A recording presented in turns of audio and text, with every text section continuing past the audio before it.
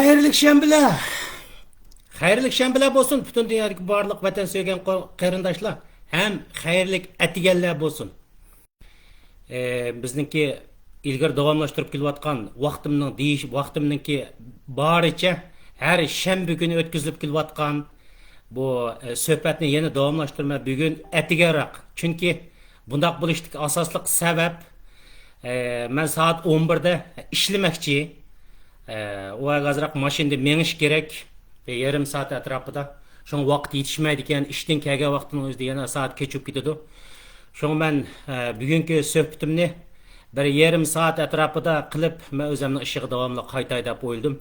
Bugungi baray deb o'yladim. Bugun o'tkazmoqchi bo'lgan suhbatimiz, qarindoshlar, suhbatim, mening ko'pchilikka yetkazadigan suhbatim qaysi deysanglar, Moşu 2 gün avval özünler bilisler Pakistan'ınki başlığı yani Pakistan'ınki yetakçiligide bütün dünyadaki moşu Müslüman devletlerine jıkkan bir OIC deydiğen İslam Hemkarlık Teşkilatı jığını ötküzüldü. Bu jığın hakkıda buldu. Bunu jığın temide kirişten avval ben köpçilikten bir nesini ötünsem ma Facebook bu Kitayyoza bu Xitayning nesisi bu yamancık cidal kılıvatıdı. Muşu sözlenip naq meydan taqıtlıp boğandan keyin 4 saatdan keyin içivdigan qilib qo'yibdi. 4 saatdan keyin 4 saatgacha sizlar ko'ralaysizlar, ammo men ko'ramayman buni. Men ko'ramaydi ekanman. Shuning uchun mumkin bor bir do'stlarniki buning biringlarning share qilib qo'yishinglarni, qo'shib olishinglarni umid qilaman. Bunday bo'lishiga sabab şu share qilgan, qo'shib olgan do'stlarnikini tepib o'ltirib, buningdan YouTube tushirib, men YouTube qachila olaman. Bo'lmasa, menikida 4 soatgacha men ko'ramayman. Qaysinglar biringlar barmoq qiz bosgan, barmoq like bergan bo'lsanglar yoki biringlar share qilgan bo'lsanglar, şu share qilgan do'stlarnikini oyada halqa belgisidan tepib o'ltirib, shuningdan andin men buni telefonga tushirib, men YouTube'ga tushira olaydi ekanman. Shuning uchun talabim shu qarindoshlarniki bir ishkilaringlar vaqtinglarni ko'rayotgan do'stlarning birlaringlar share qilib qo'ysanglar, bir 4 saatdan keyin ochilgandan keyin saqlab o'ltirsak YouTube tushirishga pek uzun vaqt ketgan. Bular mushundaq sistemlarni qilib, meni zodi qat'iy so'zlama deyotdi. Men Nuriyadagi bu Facebook'ningki ishxonalarining hammasi Xitoyga o'xshaydi, bular Xitoyga ishlaydigan jonivorlarga bularni. 4 saatgacha o'ltirib bular masalan like bergen adam şu kirib o'tirib like bergen adam like bergen adam 20-30 bo'lgan bo'lsa 4 soatgacha buning ko'rilish sonlarining hammasini shu qatib qatirib qo'yib 4 soatdan keyin endi men ko'ra olaman. Uni siz ko'ra oladigansizlar, ko'radiganlar, ammo men ko'ra olmaydi ekanman. Shunga mening bu talabni o'tirib qo'ydim. Bir ranjimigaysizlar, uning ekanligidan 4 soat 5 soatdan keyin uni juyasanglar o'zinglarning ish, ammo bu meniki rijoyim, talabim shu. Temiga o'tib ketsak, qarindoshlar, bugun o'ltirib men bu islom hamkorlik tashkilotini o'zimning bilgan ingliz tilim bo'yicha uyg'ur tilim bilan qag'ayman. Shuning uchun buni yaxshi ko'radigan do'stlarimiz bo'lsanglar, ranjimay, bu yerda menimi tillab o'ltirmay, qalayimqa yezib o'ltirmay chiqib ketinglar, talabim shu. Yaxshi ko'radigan inson, tabiiyki yaxshi ko'radigan insonlar bor. Islom hamkorlik tashkilotining qilayotgan ishlarini yaxshi ko'radiganlar tabiiyki bo'ladi. Bo'lgan bo'lsanglar, bo'sqas ko'manglar, chiqib ketinglar. Vaqtinglarni isrof qilmanglar, meni tillab, avar bo'lmanglar. Men chunki to'xtamayman. Xatolikni ko'rgan yerda sizlar to'xtab qolinglar, boshqa insonlar to'xtab qolsin, men to'xtab qolmayman, qarindoshlar.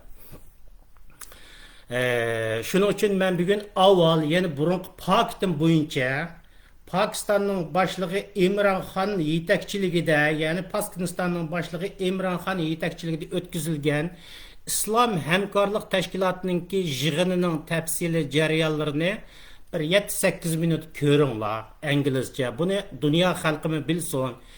İngilizceni dünya halkımı bilsin, hem bizmi bilayli, hem Pakistan'da qilib qolsin qarindoshlar. Shuning uchun men buni sizlarga qo'yib beraman telefonda. Endi men o'zimning azroq norozilik fikrimni deb qo'yman. Undan keyin dunyoda bo'layotgan, hozirgi bo'layotgan Ukraina masalasi ve kelgusida bo'ladigan ochliq krizis masalasi bu qaysi davlatlarda eng kuchli bo'ladi degan nuqtada azroq vaqtinglarni olmoq qarindoshlar. Anda qo'z kirib ketdik. When Imran Khan started his political innings to gain popularity and to make headlines, he resorted to a trump card. When he raced to become the Prime Minister of Pakistan in 2018, he resorted to the same trump card.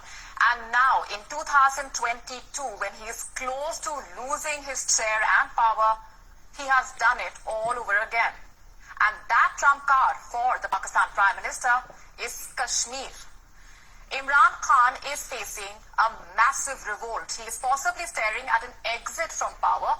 The number of lawmakers drifting away from the PTI only increasing with each passing day. Imran Khan resorted to warnings and threats to stop the defectors.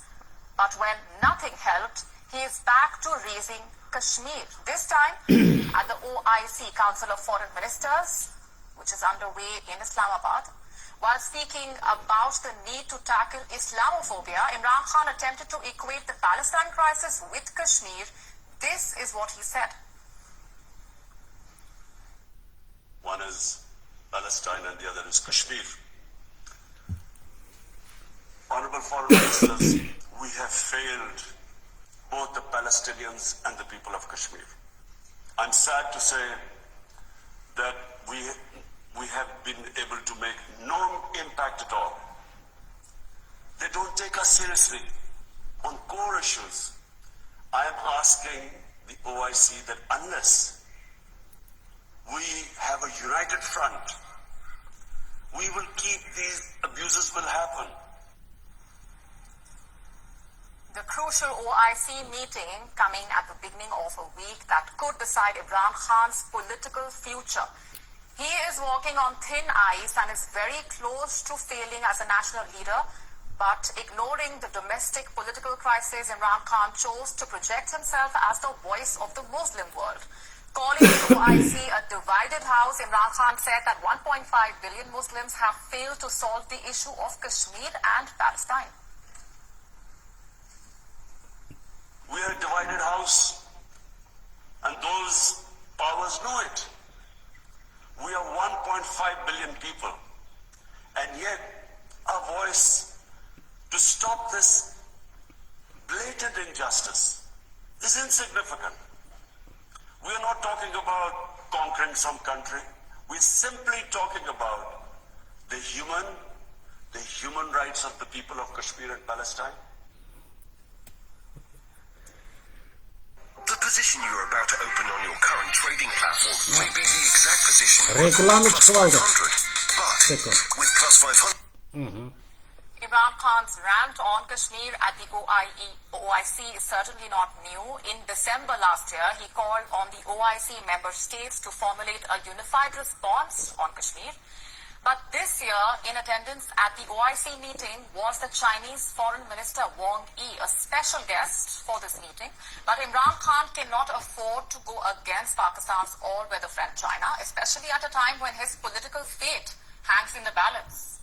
So he chose to stay silent on Xinjiang and the alleged human rights violations against Muslims by the Chinese government. China has been accused of committing crimes against humanity and possibly a genocide against the Uyghur population and other Muslim ethnic groups in Xinjiang. Human rights groups say over 1 million Uyghurs have been detained in camps against their will, and hundreds of thousands of them have been sentenced to imprisonment. There is also evidence of forced labor and sexual violence. But not a word from Imran Khan on the Uyghur Muslims. He did not call for OIC unity on Xinjiang.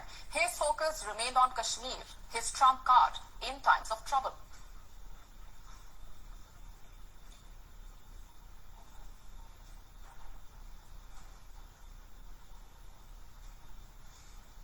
And the political turmoil in Pakistan has reached the country's apex court. Stunned Yes, by the yes, increasing number of qarindoshlar. defectors, a desperate Imran Qarindoshlar, ko'rdinglar meni.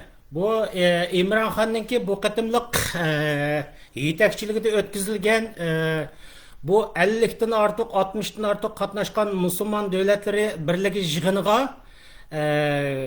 yig'inida bu yerda Kashmir va Falastin masalasi haqida so'zlagan.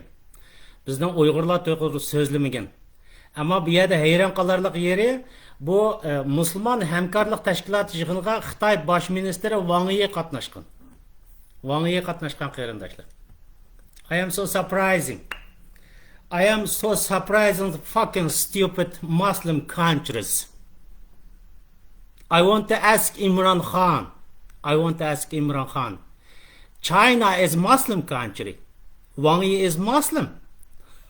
Stupid country. So stupid. So stupid country. Imran Khan is a fool, stupid. Brain not working. Chinese dogs. Chinese animals, Imran Khan. Because of this, Wang Yi is Muslim. China is Muslim country. OIC, I know that is OIC.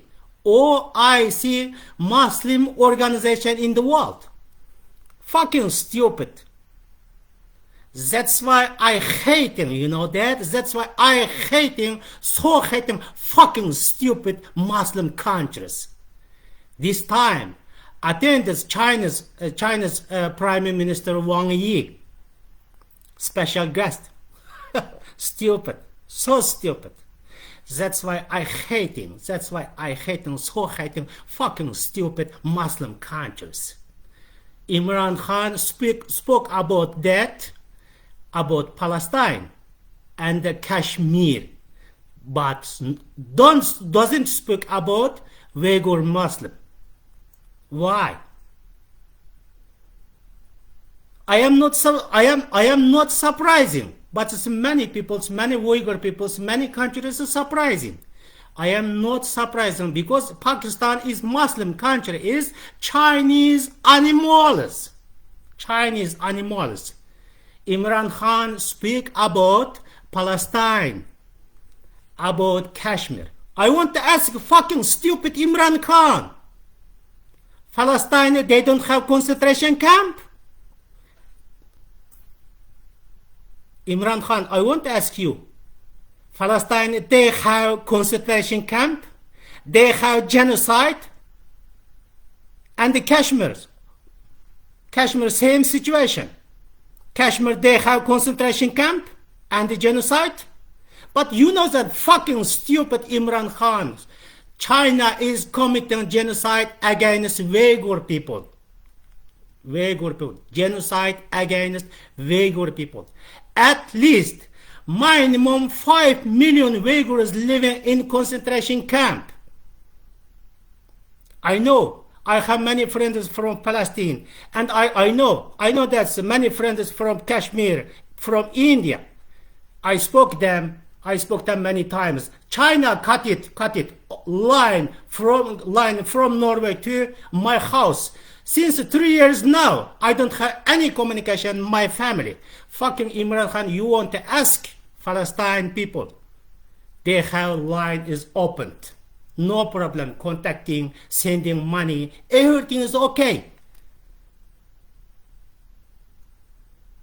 They don't have concentration camp and they don't have nothing. Zero genocide. And the Kashmir, same. But it's China committing genocide against Uyghur people. At least minimum 5 million people living in concentration camp. But you speak fucking stupid. You speak about Kashmir and you speak about Palestine. But don't speak about Uyghur people. Why? That's you are fucking shit Chinese animals. You are fucking shit Chinese dogs. You know that? That's why all the time speak my language. Stan, Pakistan, Kapristan. Why I have to Stan, Pakistan, Kapristan? Why? You know that? Because you are shit. Pakistan, I call them, Pakistan is shitstan. It is mean shit. It's a Chinese shit. Animal shit. That's why I call Pakistan is shitstan. Translating is shitstan. Pakistan, it is mean shitstan. You know that Pakistan, Imran Khan. That's why I call every day, every time my online, Pakistan is not Pakistan. I call every time, every day, Pakistan is shitstan. It is mean shit, Chinese shit, animal shit. I don't know. That's why I hating. Always I hating fucking stupid Muslim countries. Because of Muslim countries, Chinese dogs, Chinese animals, looks like Chinese virus. Chinese virus. I know. China, Wang Ye give you so much money. I know that. So much money. Do you know that? So Chinese money, where do you from? It's Uyghur's blood money. Uyghur's blood money. China Prime Minister Wang Ye give you Uyghur's blood money. Fucking stupid Muslim country. But I want to tell that times the Turkish Prime Minister Çavuşoğlu speak about Uyghurs. I want to see Çavuşoğlu, thank you. I want to see many times, thank you. Just only one country, Turkey, spoke about Uyghurs, but without Turkey, another country, oh, it's very nice, very nice, very nice. Looks like animal. Fucking stupid country. That's why I hate him. I told you many times, that's why I hate them fucking stupid Muslim country. Looks like Pakistan. Açığım geldi qarindaşlar. Çünkü ben bu gaplarni demisem, ben İngiliz tili bildiğini bazı dostlarımızga oturup yal verip an dep beringlar, mani dep beringlar. Müslüman devletler bunu qılwatıdı. Bu yığın doğruluq oturup mesela 50-60'dan artıq Müslüman devletler bu yığınga kepti. Bu yerga Wang Ye qatnaşıptı. Bunun töte qız bana oturup İngilizce bolsa oturup sözlep beringlar, ben bunu qo'yay desem oturup bir adam chiqmadi. Bir adam çıkmadı. Çünkü bulanın adeti boyunca o vaxtımızda Müslüman devletler bizden sassımı, çanısımı, Xitayga oturtup apırıp taşlap bəsimi, yani ular appak ya, ularning hiç qanday yaman gepini qilishga bo'lmaydi ki, ular advokatlik qilishimiz kerak ki. Şoň ben bugün İngiliz tilini öğreniyotgan dedim. Ben 3 yıl boldu İngiliz tilini öğreniyotganım, mushunchalik öğrendim. Mening gepimni tabiiy tushunadi. Grammatikalik til ham jihatlarda men boshqalarga o'xshash, ilqi maktabda o'qib qolmagandan keyin men İngiliz tilini unchalik yaxshi so'zlayolmayman, ammo tushunadi. Ama hemmisini düşünürdü. Ben dedim, şunun için ben Pakistan degen narsani, Pakistan degen bu devletni Paskinistan deyman, Shitstan deyman. Nima uchun Shitstan deyman degan chog'da shit degan bu degan mayna po'qning animal hayvonlarninki Xitoyning po'qining davlati degan ma'noda deb o'tirib dedim. Deyishimga haqliqman. Nimishqa bu yig'inning o'zida Falastin to'g'risida so'zlagan, Kashmir to'g'risida so'zlagan, ammo Uyg'urlar to'g'risida bir og'iz so'zlangan. U yerda necha million inson irqiy qirg'inchilikning ichida turyapti. Bu munofiqga chiqib o'tirib, bu yerda Falastin to'g'riliq, Kashmir to'g'riliq so'zlagan. Men dedim, Falastinda sendan so'ray. Kechiringlar. Falastinda irqiy qirg'inchilik bormi? Falastinda konsentrasiya jazo lageri degan narsa bormi? Kashmirda irqiy qirg'inchilik bormi? Ham Kashmirda jazo lageri bormi? Uyg'urda bo'lsa, kam degan chog'da 5 million Uyg'ur irqiy qirg'inchilikning ichida jazo lagerini ochadi. Sen nima uchun so'zlayolmaysan? Nima uchun so'zlayolmasliging sababi bu Xitoyning puli, evatgan pul. Chunki sen ishchisan, chunki sen hayvonsan. Sen bilib qol, bu sana berayotgan Wang Yening berayotgan puli Uyg'urning qinidan kelgan pul, men sana deb turib shunday dedim. Buni ma'nosini shunday deb qo'ya qarindoshlar. Jonivorlar dunyosi. Bu dünya şu Xitoydagi bir kafir bilan mangu bil yashab ketishga nisb qo'y bu kafirlarga. Bilamsizlar, bizning vatanda shunday qilishadi. Bizning tashqi dunyoda biz Xitoyga qarshi tubdan qarshi harakat qilmasligimiz eng asosiy sabab mushu kafirlar dunyosiniki. Kafir musulmon dunyosidan qilayotgan askiliklar tufayli. Butunlay o'tirib musulmon dunyosida qamal qilib olgan. Bir turkum kafir Xitoyga ishlaydigan mollalar kontrol qilib olgan insonlarning hammasini. Bizning vatanda bizniki mushu vatan millat uchun epmag'an insonlar qarindoshlarimiz shunda qaqshaydi. Bizda ikki saqchi bor deydi. Bu hamma molla qartilmaydi, buni to'g'ri tushuning. Ikki saqchi bor. Biri shapkilik saqchi, ikkinchisi sallilik saqchi deydi. Tashqi dunyoda siz shapkilik saqchini topolmaysiz. Chunki Xitoy u yerda qoldi. Ammo sallilik saqchi har yerda bor.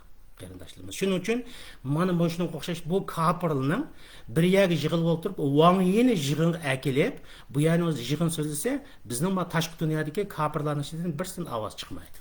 Asosan degidek ovoz chiqmaydi. Sabab nima? Bu organizm, bu qurilib ketgan sistema bu. Siz tashqi dunyoda biz vatan millatning davosini qilaman deb o'tirib, nega borsiz birinchilab bordig'ingiz, Uyg'urlar musulmon bo'lgan ekan, musulmon davlatlarga boramiz deysiz. Ikkinchidan turk bizga yordam qiladi, turk dunyosiga boramiz deysiz. Demak, shunday Xitoy biz o'ylagandek o'ylaydi, u yerga hamma narsani yerlashtirib, bu qurilmani o'tirib to'liq qurib qo'ydigan gap.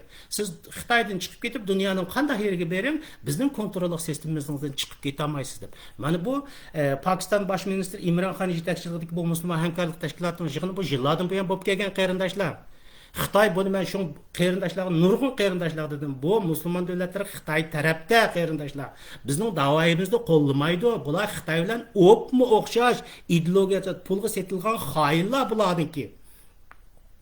Xayırlar. Hatta şunchalik necha million inson qirg'inchilikning ichida turibsizmi, bir musulmon davlatining olimlari chiqib o'tirib so'zlamadi. Bu organizashib ketgan, yordam qilmaydi. Shuning uchun biz Amerika, Yevropa taraf mengishmiz degan vaqtimizda meni o'tirib Afg'onistonda nurg'un yerlik o'zini mujohid deganlar o'tirib o'ltirib etimiz deb turib tahdid solgan shu vaqtda. Sen kofirning yo'liga boshlavyapsan. Mana bugun shulardan so'raydiganim, sening bu 50 60dan oshgan musulmon davlatlar nima deb vangiyi uning ichida? Chunki bu organizatsiya butun qurilib bo'lgan bu sistema. Bu nima uchun bu qatim Wang Yi Pokistonning og'zi bo'yicha, Pokistonning alayda taklif bo'yicha qatnashdi. Pokistonning alayda taklif bo'yicha qatnashmadi. Burundan tatib musulmon dunyosining kaynida bor u. Shuni qo'llab, butun narsani organize etib, butun hamma narsa Uyg'urning mustaqilligiga qarshi o'rinlashtirilib bo'lgan. Bu qatim endi maskasini asta ichib o'tirib yig'indi tafsili ko'rindi. Sabab qaysi? Sabab bu yerda Ukrainada urush portladi. Amerika Yevropani o'ylaydiki, NATO, Amerika Yevropa bu masalan Rossiya bilan jangni ichiga kirdi. Unda qolsa energiyaga ehtiyoji bor. Xomashyaga ehtiyoji bor. Shuning uchun unda bo'lgan bo'lsa, men musulmon davlatlarini tatib chiqaydi. Bu yer nima deb o'tirib Imron Xonning tili so'zlayotgan tili, mayat etgan vaqtda Xitoy bosh ministri Wang Yining so'zlayotgan tili ayni til o'xshash. Nima uchun o'tirib bu yerda Falastinni to'g'riliq so'zlaydi? Chunki dunyoga hukmronlik qilaman desa, Amerikaga yangish bo'lmaydi. Dunyoda Yahudlarning kuchi, dunyoda Amerikada haqiqatan kuchli kuchi bor. Shuning uchun o'tirib bu yerda birinchi zarbasini musulmonlarning kuchidan foydalanib o'tirib bu yerda Falastin masalasini o'tirib chiqarib Isroil o'zining hujum nishonini qartyapti. Ikki bu yerda nima deb o'tirib Kashmirning masalasini o'ziga oldi. Bilasizlar, Kashmir mushkam qadar Uyg'ur Kashmirning masalasini o'tirib qoldi. Chunki bu Hindistonni dushman tutyapti bu orqali. Hindiston her bir musulmon davlati Uyg'urni oxirgi setib kelgan bo'lsa, bu kofirlarning davlati, ammo Hindiston qanchalik namrat bo'lsin, Tibetning bosh ministri Dalay Lama va Tibetni sotmadi. Tushundinglarmi? Bu boshdan oxir Tibet davosini kendime kuchlantira olsin, qanday qilsin, ammo bir Tibetni sotmadi. Dalay Lama'nınki baş ştabi Dharamsalada aşağıda bir ştabı bilen Tibet'nin bayrağı bilen turdu ta hazırlıkça. Uygur devletlerinin bir devletinin tutup bayrak tifleş degan narsa yok. Türkiye mi 95-yili azraq bir teşkilatın hemsini Germaniya qo'g'lab salgan. Qarindoshlar. Bu yerda Tibet masalasida adolat masalasi Hindiston tik turayotgandan keyin, shon bu yerda Kashmir masalasini o'tirib chiqarish orqali, bu yerda Hindistonni dushman tutyapti. Bu Xitoy. Bu Pakistan Xitoyning ki Imron Xonning so'zlayotgan tilini sizlar ayni Xitoyning tili deb turib tushunsanlar bo'ldi. Chunki Xitoy o'tirib u rayonda hukmronlik qilaman desa, bu yerda Osiyodagi eng chong demokratik kuch Hindiston bu Xitoyga putlashadigan aniq. O'zi bilan chegarada. Shon bu yerda musulmon davlatlarida endi sana dushman ko'rsatib biri Hindiston, biri o'tirib Isroil demoqchi. Fucking shit, stupid Muslim country. They don't have any brain. So crazy people. So stupid people. Looks like animals. That's why I thought every time Pakistan, Stan, Kafiristan. Why? That's why it's stupid. Chinese dogs, Chinese animals. Desem her zaman oturup digim keladi qarindoshlar. Ikkinchidan yana birisi hazır Ukrayna urushi yuz berdi. Ukrayna urushi yuz berib, masalan dünya medialarida shunday gaplar taqilib ketgan. Beshida o'tirib ba'zilari Ruslar o'tirdi, 2 kunning o'zida Qrimni oldi degan bo'lgan bo'lsa, medial chiqqan bo'lgan bo'lsa, 15 kun ichida Ruslar tushdi. Ruslar o'tirib u yoqdan bu yoqqa shalaqshib qoldi. Swift sistemasidan chiqadi, qamiyadan chiqarib tashildi. 15 kunning ichiga bardoshlik bermay Ruslar. Mana bugun 1 oy bo'ldi. 1 oyning ichida nima ishlar bo'ldi? 1 oy ichida hech qanday o'zgarishlar bo'lmadi. Yo'q u yoq bu yoq bo'lmadi o'zgarishlar. Endi ikkinchi oyga ketyapti bu jang. Hem de ikkinchi ayaga ketayotgan vaqtingizda dunyoda nima paranglar chiqyapti? Nimalar eng jiq paranglashyapti insonlar? Nimadan dakidiki andishiga tushdi desanglar, ma qo'saqning masalasidan endi o'tirib dakidikiga tushyapti. Energiya masalasidan dakidikiga tushyapti. Yo'q, bu ruslar oldirab yiqilmaydi ekan. Andaq bo'lgan bo'lsa, bu yerda dunyoda bir ochliq kirsiz yuz berdigan o'xshaydi deb o'tirib ansirayapti. Ansirgini to'g'ri qarindoshlar. Biz ayni vaqtning o'zida biz 1-oyning 7-kunlik suhbatimizning o'zida bu narsalardagi tafsil alomatlarini men to'kib o'tgan. Oldirab urush bo'lmasligi mumkin. Urush bo'lgan vaqtning o'zida Ukraina 2-Afg'onistonga aylandi. Afg'oniston urushini xotirlanglar. Sovet Ittifoqi Afg'onistonda 8-9 yil jang qilish orqali eng oxiri Sovet Ittifoqi yiqilgan deb shunday dedik.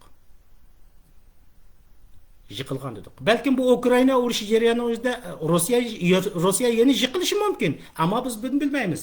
Ama biz boshqalar deyotgandek o'tirib Afg'oniston bo'ladi degan so'zimiz rost chiqdi. Ikkinchilab o'tirib 48 soat ichida ololmaydigan rost chiqdi. Mana bugun o'tirib bir oydan ichib ikkinchi oy qarab turibman. Men ayni vaqtdagi so'zimning o'zi degan. Urushning qancha uzunga so'zlishi bu Putin uchun foydali. Bu yerda bu ikki narsani maqsad qildi degan. İki narsani maqsad qildi deb o'tirib biz oldingi so'zimizni deb bo'lgan. Buni yana takror hozirlashning hojati yo'q. Tunugin Rossiyaningki masalan so'zchisi Peskov nima dedi? Biz Ukrainada o'zimizning planlagan maqsadimiz bo'yicha ketyapmiz. Biz planlarimizga yetib bo'lolmadik, biz ketyapmiz deyotdi. To'xtab qoldigan hech qanday chiroy yo'q. Anda qo'ygan bo'lsa, dunyo o'tirib buningga qarta Rossiyani turdirib bo'lmagandikan bugun dunyo ochliq masalasini paranglashishga boshladi. Tabiiyki o neft, gaz, o allıburun o deyilib bo'lgan. Chunki o Rossiya dunyodagi oldin qatimliq suhbatda dunyodagi ochliqning bazasi dedik, neftning bazasi dedik, gazning bazasi dedik, dunyodagi metal qatorliq sanoat ishlatilgan buning bazasi dedik qarindoshlar. Buni kontrol qilib olgan. Hatta Qozog'istondan keldigan Kaspiy dengizidan keldigan neftni nega tutishdi? Deb Rossiya tutish, ya'ni Gazpromga sotdi. Bu hozir tuyuqsiz yuz bergan urush jarayonining o'zida, tuyuqsiz yuz bergan urush bo'lgan vaqtning o'zida, masalan, Xitoy neft yo'llarini yo'tkash uchun bu turbo qurib, Xitoyga tushirman desa, kendiga chaqda 5 yil, 10 yil vaqt ketdi qarindoshlar. Bu yerdagi eng asosli nuqtasini biz ayni vaqtdagi suhbatimizda degan, biri kelgusi dunyoda jang bo'ldigan yana o'zi, biri Qor dengiz, ikkinchisi Janubiy dengiz dedik. Nima uchun Qor dengiz? Biz Qor dengizni bugun o'tirib Ukraina, Rossiya ayni vaqtdagi so'zimizning o'zida yana dedik. Buni degan siz Ukraina degan bir davlatni topolmaysiz, yerimidan bo'lingan, o'tirib Qor dengiziga tushgan Rossiya chegarasidan bir dengiz va dengizning qashtidan o'tirib shu Qor dengiziga tushgan Qrim bilan tutashgan bir Rossiyani ko'ra olasiz degan. Rossiya urushi shunday bo'ldi. Bu urush shunday bo'ldi qarindoshlar. Ayni Suriyada bo'lgandek urush, ayni Afg'onistonda bo'lgandek urush bu davomlashadi. Siz buni degan raskab Ukraina degan bir butun davlatni sizni ko'ramaysiz. Yerimini o'tirib Rossiya olgan, yerimini NATO olgan, NATOning kontrolida bo'lgan bir Ukrainani ko'ra olasiz bundan keyin. Polsha chegarasiga Litva, Latviya, Polsha chegarasiga tava bo'lgan Ukrainaning yerimidan o'tirib, o tarafga kelgishda o'tirib NATO kirdi. Chunki bu urush bunda uzun davomlashgan vaqtida birinchi kam degan chaqda bugun bir kunning o'zida Rossiyadan kam degan chaqda 5 million barrel neft dunyoning hamma yeriga taqaydi. Bu narsa uzilyotdi. Qarindoshlar. Ikkinchidan biz oldin qatimliq suhbat etdik. Ukraina, Rossiya dunyodagi eng chong ochliqni ishlab chiqarish bazasi. Bugün Ukraynadan kam degan chog'da 10 million inson qochib ketdi. Ya'ni mushunda o'tirib davomlashgan vaqtimiz, ya'ni bir yil, yana o'tirib bir 2 oy davomlashgan u davlatning kam degan 20 million inson qochib ketdi. Bu urush xuddi Suriyada yuz bergandek bir yil davomlashgan bo'lsa, u davlatdan odam topolmaysiz. Unda bo'lganki, yana dehqonchilik ishlarini kim qildi? Ochliqni kim teriydi? Bir yil ochliq terimsa, bu ochliqniki ochliqni davlatdan import qildigan masalan birinchisi Suriya, o Misr, ikkinchisi Turkiya, uchinchisi Xitoy. Bu uchisi u Ukrayna'nın Rossiyaning ochliqsiz hayot qolamaydi.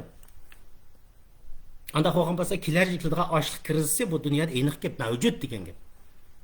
Shuning uchun bu urushni qanday qilib bo'lmasin, Amerika, Yevropa davlatlari Putin bilan suhbatlashish orqali buni to'xtatish kerak. To'xtatishning usuli Ashid Bay degandek o'tirib, yermini bexatarlik rayoni deb o'tirib Amerika davlatlari kirdi, yermini o'tirib Rossiya oldi. Rossiya buni degan o'tirib ortiq Qor dengizi davlatiga aylandi. Qor dengiziga tushib bo'ldi. Men tunugin ko'sak o'tirib Qor dengizining o'zida bir Rossiya parxotini Ukraina urvatdi. Va uni O jang, onu Ukrayna urvatsin, Rossiya urvatsin, o'tirib bu Rossiya uchun foydali. Ben sizga dey. Nima uchun Rossiya urush uchun foydali, Rossiya uchun foydali degan. Hatto o'zi urvatsin foydali. Chunki o Qor dengizga tushdimi? O Qor dengizning o'zida bir parxutniki jang parxutidan yeringanligi ortiq, o Qor dengizining jang rayoniga kirganligini tushundirdi. Jang rayoniga kirganligini tushuntirdi. Demak, Qor dengiz xatarning ichida qoldi degan gap. U vaqtimizda Rossiyaning gaz, neft ta'minotini Qor dengizga tushirib, dunyoga taqtirgan 90%lik yo'l jangning ichiga kirdi degan gap. Biz ayni vaqtda so'zimizda jang bo'ldi ya Qor dengizda. Buni siz ko'rsiz buni. Bu jang degan vaqtimizda atom bombasi yerildigan undaq emas. Shu jang Qor dengizining o'zida shundaq Rossiyaning harbiy parxutlari, suvosti parxutlari bu yerda o'tirib bir-birlariga aytishgan bo'lsa, bugünkü nima bo'ldi desangiz, Rossiyadan yetkazgan ashliq, neft qatorliq narsalar Xitoyga yetkazilgan ashliq neftlar Qor dengiziga tushishi kerak. Qor dengiziga tushgan vaqtning o'zida siz buni oldirab o'tirib bir transport şirketlari, masalan neft, gazni yetkazadigan, ashliqni yetkazadigan transport şirketlari u yerdan o'tamaydi. Mangolmaydi. Sebep nima bu yerda? Men Nurgenning neft oldiga yerda ishlayman. Platformada ishlaymiz. Sizning faqat o'tirib bir tamak, hamma odamning bir tamak chekilgan maxsus bir rayoningiz bor. Ash rayonni ichiga kirib shu uyning ichida o'tirib tamak cheksiz, boshqa yeriningizda hatto telefon ishlatishga bo'lmaydi. Sabab nima? Elektr asboblardan o't chiqadi, portlaydi. Bu yerda bexatarlik masalasiga ta'sir etib, shunga dengizda bizga vaqtida bir odamning o'tirib bexatarlik uchun, masalan, quruqlik ishlayotgan bo'lsangiz, ishchidagi odamlarniki pivo ushaqchakni ichishi yo'l bor, ammo dengizning o'zida yo'q. Hech qanday narsa. Hamma odamning qalbingiz 100% saq bo'lish kerak. Ikkinchidan elektr asboblarini sirtqa chiqmasligingiz kerak. Tamak bir narsa chekkan bo'lsangiz, bir uyga kirib, shu uyning ichida o'tirib turib tamak chekishingiz kerak. Bu yerda gap nimasi? Bexatarlik. Xo'sh, anda bo'lgan bo'lsa Rossiyaningki gaz va neftlarni epmangan parxot Qor dengiziga tushgan vaqtingizda, Qor dengizida o'tirib shunday parxotlar portlayotsa, bomba yerilyotsa, transport şirketlari shu vaqtingizda gaz, neft bir narsani Xitoyga boshqa yerga yetkazay olamda? Yetkazmaydi. Chunki bu yerda har qanday bir parxotninki gaz va neftni o'tadigan parxotninki Straxvaniya shirkatiga mansub bo'ldi. Straxvaniya shirkati buni o'z ustiga olmaydi. Straxvaniya shirkatlari şu parxutning bexatarlik yetkilish uchun har qanday bir neft, gaz, har qatda biz Norvegiyanimizda mashina haydasakmi, mashinamizni cho'qim o'tirib Straxvaniyaga qatnashtirishimiz kerak. Bu yerda tashqi dunyoda bu ish shu. Masalan, neft, gazni epmangan parxut, masalan, men epmanman deb Qor dengizga mangman desa, Straxvaniya shirkatlari yo'q, mangman, sen hech qanday narsaga o'tirib biz ega emas deb shunday deydi. Straxvaniya shirkatsiz parxut, neft, gazni o'tadigan parxutlar dengizda mangolmaydi. Qarindoshlar, dengizda mangolmaydi. Dengizda mangolmagankan o'tirib bu yerda nima bo'ldi? 5 million varldan ortiq neft chiqadigan neftlar nerede qoldi? İnsan dunyoda neft krizis kelib chiqdi. Ikkinchidan, ashliq hozir dunyodagi eng asosli transport yo'li dengiz yo'li. Dengiz yo'li. Dengizda bu ashliq, yemak-ichmak bütün narsalarni asosli yetkazadigan yo'l dengiz yo'li. Chunki bunda siz o'tirib bir quruqlikda yashayotgan bo'lsangiz, mushning hammasi quruqlikdan deb o'ylab qolmang. Yer sharining 78% suv, 12% quruqlik. Bedeningizdan o'tirib, bedeningizdan 78% suv, qolganlari bo'lsa boshqa hujayr, boshqa moddalar. Buni dunyodagi aqlli millat yahudilar pek yaxshi bildi. 78 da 12 degan teoriya bo'yicha hamma shunday qilib mangayverdi. Dunyoda qazg'agichlar 78%, qazog'ichlar 12%, shunday qilib mangayverdi. 78 da 12. Chunki bu Qor dengiziga kirgan vaqtimizda transport shirkatlari parxot hech qanday bir narsadan bexatarlik kapolat qilmaymiz deb u rayonda mangan bo'lsa, uni Straxvaniyasidan chiqarib yetadi. Chiqarib yetgan vaqtimizda parxot mangalamda war zone, urush rayonimizdan mangamaydi. Bundaq bo'lganken, bu yerda o'tirib dunyodagi supply chain deb shunday deydi, bu yerda ishlab chiqarish, masalan, tovarlarni, ashliqlarni, neft qatorlarni yetkazadigan bu yo'lingizda parxutlarningki men uchun bu Straxvaniya shirkatlari o'z degan bo'lgan chog'da nima kelib chiqadi? Transportda o'zlish kelib chiqadi. Ikkinchidan bu yerda Ukrainada yuz berayotgan jang tufaylidan Ukrainaning butun dehqonchilik ishlari bu yerda buzilgan vaqtning o'zida Ukrainadan ashliq palan pokuni setib olgan davlatlar ashliq kirisiga duch keldi qarindoshlar. Buning ichida Xitoy bor. Xitoy balkim qanchalik ashliqni oldidan to'plab oldi. Qanchalik ashliqni o'tirib, masalan, mushun ishni, masalan, Xitoy virusini Xitoy taqib, dunyoda men mushundaq ishlarni chiqarman degan Xitoy qanchalik ashliqni to'plab oldi, biz buni bilmaymiz.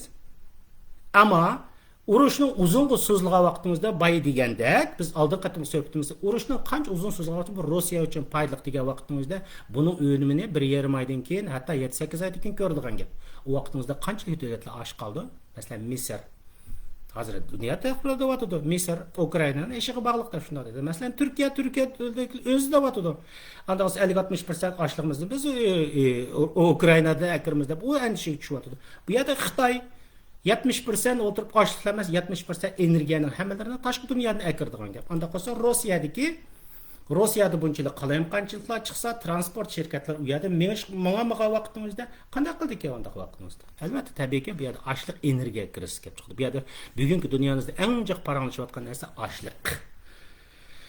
Men qaranglar, dunyoda bir narsa bor. Neftni kontrol qilgan davlat, dunyoni kontrol qildi desa, ochliqni kontrol qilgan davlat insonlarni to'liq kontrol qildi deb shunday deydi. Ochliqni kontrol qilgan davlat insonlarni, butun dunyodagi insonlarni to'liq kontrol qiladi deb shunday deydi. Bir davlatning ichida ochliq yetishmagan vaqtida insonchi qaranglar, chilbiri, yovvoyi hayvonlarga aylandi. Bulaydi.